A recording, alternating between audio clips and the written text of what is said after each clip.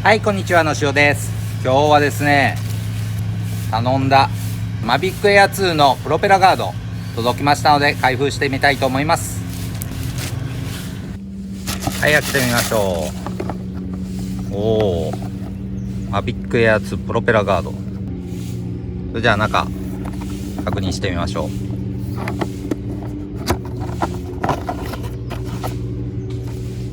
説明書ですね。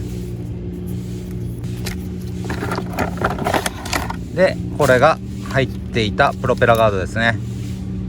それでは装着してみましょう。どっちがライトかレフトかちょっと分かりづらいですね。これとこれとこれが、同じところに来るみたいです。こうですね。パチンと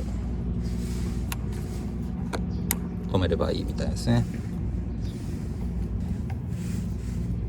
これかな。こうですね。はい。ここは先に合わせなきゃいけないですね。キュッと穴に入れてですね。で、止めると。簡単ですね。